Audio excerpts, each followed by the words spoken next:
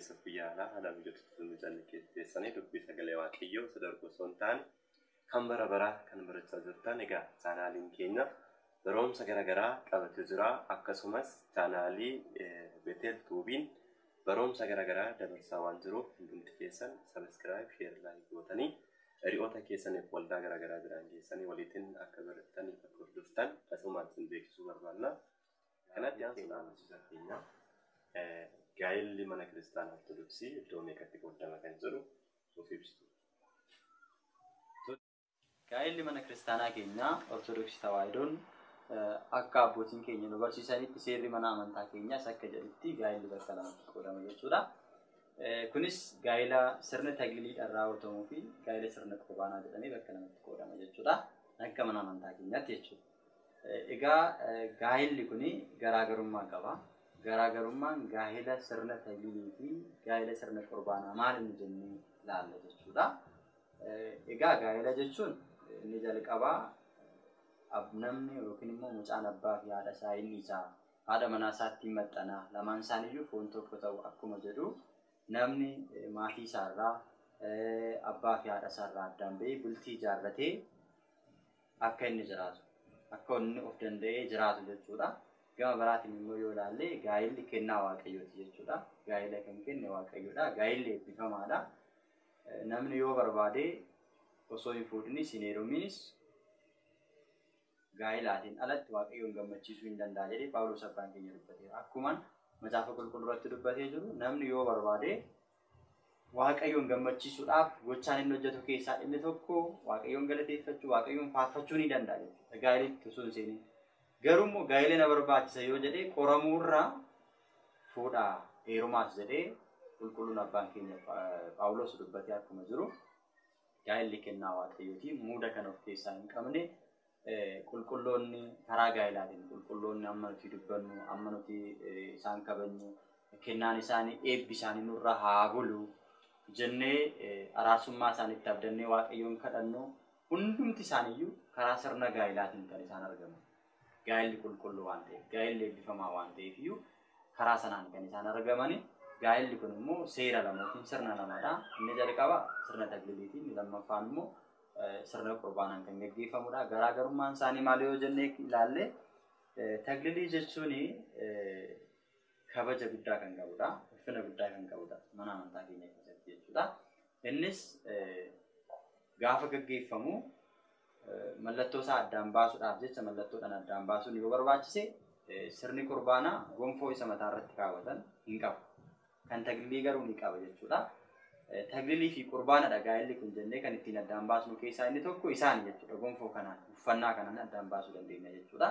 Siraan isaas akkasumatti garaagarummaa qaba jechuudha. Siraan isaa yeroo abbootiin keenya seera sana raawwatan hundeessan garaagarummaa ni qabaata jechuudha. Kadhannaa irratti jechuudha. Kadhannaan sirna qurbaanaaf raawwatamuu fi kadhannaan sirna tagliliidhaaf raawwatamu garaagarummaa qaba jechuudha. Warri taglilii qabsoora hedduu keessa darbanii dhufu. Qabsoora gaafa jennu addunyaa kana mo'atanii qulqullummaa isaanii eeganii dingilinnaa isaanii eeggatanii qormaata addunyaa isaanitti dhufu hunduma mo'atanii keessa darbanii gaafa isaan gaa'ela kana raawwatan manni amantaa ragaa baate. Qulqullummaa keessan eeggattanii qorumsa addunyaa injifattanii sadarkaa kana geessaniitti waan ta'eef badhaasa keessanii, kennaa keessanii, ulfina keessanii, kabaja keessanii jettee manni amantaa gonfoo sana laatti jechuudha. Gonfoo suni isa dhumaa miti. Fakkeenya maaliiti? Namni gaa'ela isaa keessas darbee jireenya eebbifamaa erga jiraate cubburraa fagaatee hanga dhumaatti immoo yoo dhaabbate gonfoo mootummaa waaqayyoo argachuu akka danda'u fakkeenya jechuudha. Kanaafuu gaa'elli taglilii haala kanaan kan raawwatamu siraata kana of keessaa qaba. Ragaadha jechuudha. Ragaadha taglilii jechuun kan isaaniif raawwatamu gonfoo sun gonfoo ulfinaa, gonfoo kabajaa, gonfoo eebbaa biyya lafaarratti fiigicha isaanii xumuruudhaan qormaata hedduu keessa darbuudhaan gaa'ela sana qaqqabuu isaanii ragaa yommuu ta'u isa fuulduraafis mootummaa waaqayyootti akka galanii akililii jireenyaa gonfoo jireenyaa akka argataniif immoo jabaatanii ammas akka itti fufaniif badhaasaaf abdii boruu akka qabaataniif itti toludha. Fakkeenyaaf qulqulluun Phaawulos maal jedhe ani fiigicha koo xumureera kanaan booddee gonfoo jireenyaan na eeggata jedhee akkuma dubbatee jiru namni akkuma biyya lafaatti qorumsa addunyaa karaa garaagaraa sagaagalummaa addunyaa tuffatee bira darbee gaa'ela qulqulluu sana qaqqabe borummoo addunyaa kana tuffatee jireenya eebbifamaa jiraachuun waaqayyoon galateeffachuun cubburraa yoo fagaate akililii jireenyaa gonfoo jireenyaa waaqayyoon argachuu akka hin danda'u nu barsiisu jechuudha. Gaa'elli qurbaanaa immoo kan inni gaggeeffamu uffannaan inni jalaa kaabbaan inni jalaa akkuma ta'ee akililii sana hin qabu jechuudha. Sababiin isaa maaliif addunyaa kana immoo rakkoo garaagaraatiin qormaata garaagaraatiin haa ta'u karaa adda addaatiin dingilinnaa isaa nixinnaa isaa osoo hin eeggatiin nama tureef immoo manni amantaa keenya gaabbii galee namni sun nisaa fudhatee qannoonaa isaa erga xumureen booddee karaa qurbaanaatiin gaa'ela isaa raawwachuu danda'a jechuudha. Kana qofa osoo hin ta'in kaleessa dogoggoree karaa adda addaatiin gaa'ela isaa karaa addunyaatiin namni raawwate yoo jiraate gaa'elli kiyya mana amantaadhaan naaf haareeffamu naaf haa qulqullaa'u yoo jedhee lamaan isaanii walii galanii gaabbii galanii foon dhiiga waaqayyoo fudhachuudhaan gaa'ela isaanii qurbaana gaggeeffachuu danda'u jechuudha. Qurbaana jechuun immoo foon dhiiga waaqayyooti jechuudha. Wangeela Yohaannis boqonnaa 6:54 irratti foon koo kan nyaate dhiiga koo kan dhuge jireenya bara baraa qaba. Ani isa keessa jiraadha inni sana keessa jiraata jedhee akkuma dubbatee waaqayyoon eebba isaa akka nu kennuuf suga isaa akka nu kennuuf mootummaa waaqayyootti kan nu galchuu danda'u kan nu eebbisuu danda'u hakama cubbuu keenya kan nu laachuu danda'u foon dhiiga isaati waan ta'eef kanaafuu karaa sanaan gaa'ela isaa raawwachuun barbaachisaa ta'a jechuudha. Inni guddaan egaa foon dhiigni waaqayyoo faayidaan isaa maali mootummaa waaqayyootti nu galchuu danda'a. Namni foon koo nyaate dhiiga koo kan dhuge mootummaa kootti hin gala. Kan hin nyaanne kan hin dhugne garuu mootummaa kootti galuu hin danda'u. Kana qofa osoo hin ta'in biyya lafaarrattis hanga mootummaa isaatti galuttis eebbadha. Foon dhiiga waaqayyoo fudhachuun cubbuu mo'achuu, diina mo'achuu, hafuura hamaa mo'achuu, cubbuu keenya isa hojjenne sana gaabbii gallee foon dhiiga waaqayyoo gaafa fudhannu nurraati haqama jechuudha. Cubbuun keenya haqama cubbuu keenyaati jechuudha. Kun immoo kan laattamu warra of qulqulleessan, warra gaabbii galan, warra gara waaqayyootti amananii deebi'aniif kan laattamu waan ta'eef gaa'elli mana kiristaanaa kanaan yoo raawwatame karaa kanaan yoo raawwatame taglilii yookiin qurbaana kan danda'e seera tagliliitiin kan immoo hin dandeenyetti cimee qorumsa addunyaa keessa darbuu dadhabee kufee kufaatii isaadhaaf immoo gaabbii galee of haaromsee foon dhiiga waaqayyootiin sirna qurbaanatiin raawwata. Galee of haaromsee foon dhiiga waaqayyootiin sirna qurbaanatiin raawwata. Akka seeraaf sirna mana amantaa keenyatti gaa'elli karaa lamaan raawwatamuu isaati kan manni amantaa keenya nu barsiistu isaanis qurbaanatti ta'uu isaa egaa ilaalleerra. Asirratti immoo isinis waan itti dabalatan yoo jiraate namoota akkamiidhaaf gaa'elli kun kan raawwatamu? Tole barsiisaa keenya ibsa bal'aa kennitanii jirtu egaa miseensonni keenyas kana taatee hubannoo gahaa argachuudhaaf ni yaada. Haa ta'u gaa'ela jechuun kennaa waaqayyo jiraatee dhala namaatiif kennu ta'uu isaa beeknu tajaajila.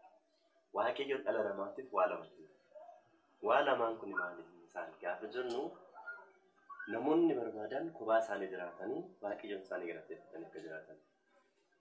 Kan hin barbaanne immoo gaa'ela raawwatanii gaa'ela kanaatiin akka jiraatan waaqayyoon dhala namaatiif waa lamaan kenna jechuudha. Qulqullichi Phaawulosis kana jedha. Namoonni danda'an akka kootti haa jiraatan. Kan hin dandeenye immoo kan fuudhuu barbaadu haa fuudhu. Kan heerumuu barbaadus immoo haa heerumu. Maali hin heerumin hin jedhu.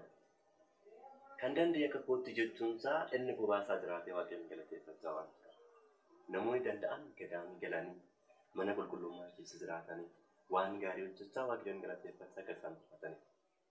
Kanarraatti kan adda ta'e ammoo gaa'ela raawwatanii gaa'elaatiin waaqayyoon isaanii gammachiisanii waaqayyoon faana akka jiraataniif waaqayyoon of eeyyamee jira. Isa kana bifa kanaa gochuun isa jiraata. Egaa gaa'elli manni kiristaanaa keenya immoo raawwattu gaa'ela lama jennee.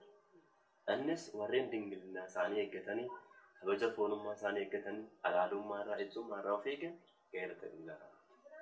Warreen immoo isa kana mootuu dadhaban akkuma isin ibsaa laattee turtan dingilnaa isaanii eeggachuu kan hin dandeenye qorumsa foonii mo'achuu kan hin dandeenye immoo qurbaanaan kan isaan fuudhu yookaan heerumuu danda'an. Qurbaanni kun immoo namoota akkamiif raawwatama kan jedhuuf tokkoffaa namoota dingilnaa isaanii eegganna. Foon isaaniitiin guyyaa gaa'ela isaanii osoo hin gahin kan dogoggoran. Sagaagalummaatti kan kufan jechuudha. Isaan kuni barumsa abbaa gaabbii isaaniitiin abbaa gaabbii irraa barachuudhaan cubbuu dogoggoraniif gaabbii galanii qulqullaa'anii gara waaqayyootti deebi'anii fooniif dhiiga waaqayyootiin gaa'ela dhaabbatu jechuudha. Kunis deebii lammaffaati. Namoota dingilnaa isaanii hin eegganneef gaa'elli qurbaana gaggeeffamuu kan danda'u. Gama biraatiin namoota gaa'ela qulqulluu raawwatanii gaa'elaan booddee gargar ba'an sababoota sadii. Fakkeenyaaf amantaadhaan garaagarummaan isaan gidduutti uumame abbaan manaa amantaa biraa yoo amanu haati manaa amantaa biraa yoo amante. Sababbii kanaaf gargar ba'uu qaba jedhamee waan eeyyamamee jiru gargar yoo ba'an isaan keessaa inni tokko gaa'ela qurbaanaa kanatti fuudhuu hin danda'a jechuudha. Kan amantaa isaatiin isa fakkaatu. Inni lammaffaan isaan keessatti tokko yoo du'u inni hafe sun gaa'ela qurbaanaa kanaan fuudhuu danda'a. Inni sadaffaan lamaan keessa tokko yoo ejji hojii gaarii hojjetee jirummaadhaa kan of eegi qurbaana kanaatiin lammaffaa fuudhuu hin danda'a. Eeyyamni kun abbootii lubootaa fi daaqonoota irraan kan hafe kiristaanota irraan eeyyamamuu hin danda'a jechuudha. Manni kiristaanaa keenya miseensota ishii ijoollota ishii qorumsatti kan kufneef seera kanaan barsiistee gaa'ela qurbaanaa yookaan isa lammaffaa kana eeyyamtee miseensota ishii barsiistee ni raawwatte jechuudha. Kun immoo raawwatamuu kan danda'u ammas gaabbii galanii abbaa gaabbiitti himatanii barumsa abbaa gaabbii isaaniitiin raawwatamuu hin danda'a jechuudha. Kanaaf gaa'elli qurbaanaa namoota akkasitti akka raawwatamu. Malee namoonni dingilinaa isaanii eeggatanii waan gaarii hojjetanii qorumsa addunyaa kanaa mo'atan gaa'ela tajaajila raawwachuu danda'a.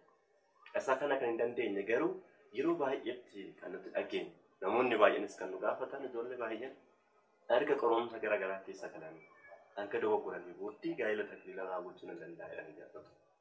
Inni gonkumaa akka waan hin danda'amneef hubachuun isaa irra jira. Sababbiin isaa gaa'elli tajaajila raawwatamuu kan danda'u akkuma sinibsitaan gonkuun suni kabaja isaanii eeggachuu isaanii kan ibsudha. Waadan abbootiin mana qulqullummaa keessatti isaaniif laatan kabaja isaanii qorumsa addunyaa mo'atanii dingilinaa isaanii qabatanii kabaja foonummaa isaanii qulqullummaa foonummaa isaanii eeggatanii qorumsa hunda mo'atanii warreen fedha waaqayyo guutan isaan waan ta'eef isaan qofaaf kan eeyyamamu. Sanarraatiin kanaaf dogoggorrii kaanee waa biraa hojjannee kaanee tajaajila raawwachuu hin danda'amu. Nuuf kan eeyyamamu qurbaana. Namoonni dogoggora keessa galan qorumsa addunyaa mo'achuu kan dadhaban dingilinaa isaanii gatanii kan jiran isaaniif kan eeyyamamu qurbaana ta'uu beekutu isaan irra jiraata jechuudha. Kanaaf kana jechuun immoo isaan amma abaaramoo jechuun namni kamiyyuu hin dogoggora cubbuu hojjechuu danda'a. Yoo dandeenye jalqabatti cubbuu irraa of eeggachuu dogoggorri yoo ta'e ammoo gaabbii gallee qulqulloofne gara waaqayyootti deebinee gaa'ela qurbaanaa kanaatiin gaa'ela keenya ijaarranne qulqullummaadhaan waaqayyoon isaanii jiraachuu barbaachisa. Akkaataa kana gochuutu nurra jiraata. Yeroo baay'ee namoonni ijoollonni tokko tokko gaafa yeroo gaafatan gaa'ela jibbanii jireenya gadaamii kan jedhamtu. Kuni maalirra dhaabbatanii jireenya addunyaa kanaa jibbanii. Fakkeenyaaf yeroo tokko tokko warra dhiiraa isaan gaafachuu yoo baay'isan namoonni qorumsa garaagaraa gaafatti baay'isan gadaamii jiru. Kuni gaarummaa hin qabu. Sababbiin isaa gadaamii galuu kan dandeenyu fedha waaqayyoo ta'uu qaba jalqaba. Anna adda biraa jireenya keenya hunduma kaaduun irra jira. Bizineesii walitti qabaa qabeenya garaagaraa hojjechaa gaafii warra dhiiraa immoo jibbinee qorumsa addunyaa gimmashi jaalachaa gimmashi jibbaa gara gadaamii yoo jenne gaarii. Gadaamiin jalqabaa addunyaadha. Gadaamiin jalqabaa addunyaadha jechuun keenya addunyaa kana yoo mo'an qorumsa addunyaa kana keessa jiru yoo dandeenya. Gaafii namootaa ammeenya namootaa jibba namootaa addunyaa kana keessa murratti lallabamuu yoo dandeenye jireenya gadaamii hin dandeenye. Jireenya addunyaa dhiyeessinee gadaamitti galla yoo ta'e gadaamii keessatti qormaanni jiraachuu danda'a. Gaafa sana rakkoon baay'achuu danda'a. Maaliif nama waaqayyo waan ta'eef? Gaafa afuuran jirru qorumsi nutti cimaa waan deemuuf gadaamii keessatti qorumsi cimaan gaafa dhufu achi keessaas immoo gara addunyaatti baqachuun jira. Kanaaf gara gadaamii filachuun dura waa'ee eenyummaa keenyaa murteessuu. Guddinni keenya akkamitti ture? Maal qabannee jirra? Maal gannee jirra? Maal raawwachuudhaaf deemaa jirra? Jennee beekuu nurra jiraata. Gaa'elattis gaafa deemnu isa kana beekuu nurra jiraata. Akkamitti deemaa jirra? Maal hojjechaa jirra? Maal raawwachaa jirra jennee beekuu nurra jiraata. Yoo dogoggorri irra ta'e waaqayyoon dhiifama gaafannee gara qurbaanaatti galuu. Kan dogoggorri yoo ta'e immoo kabaja keenya qabna yoo ta'e tajaajila raawwachuun hin danda'amu.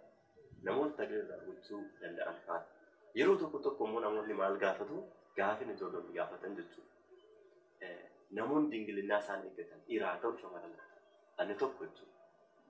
Isaan keessa tokko immoo dingilinaa isa kan gate jiru. Namoonni kun waliitiin tajaajila raawwachuu hin danda'u jedhu. Tajaajila raawwatamuu kan danda'u dingilinaa namoota lamaan irra dhaabbate. Ani tokko dingilinaa isaa eeggate, ani tokko yoo gate hin danda'amu. Jarreen kanaaf maaltu danda'ama amma qurbaana. Isaan keessa tokko dogoggoreera waan ta'eef qurbaana raawwachuu danda'a. Yoo ta'uu baate immoo isaan adda ba'anii ani dingilinaa isaa eeggatee jiru tajaajila fedhii qaba yoo ta'e nama isa fakkaatu kana raawwachuu danda'a malee seera cabsuu hin danda'amu waan ta'eef akkaataa kanaan gochuun irra jiraata. Gaafii baay'een itti kanarratti waan qofuun jechuudha kana tuqe jechuudha. Kanaaf sagalee gaa'elli qurbaanaa kan raawwatamu namoota dinqilannaa isaanii eeggatan namoota lammaffaa raawwachuu barbaadan irraan kanaaf namoota adda biraa miti.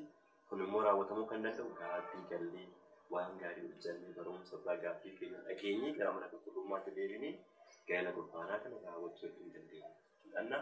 Gaa'elli qurbaanaa bifa kanaan akka raawwatamu jechuudha.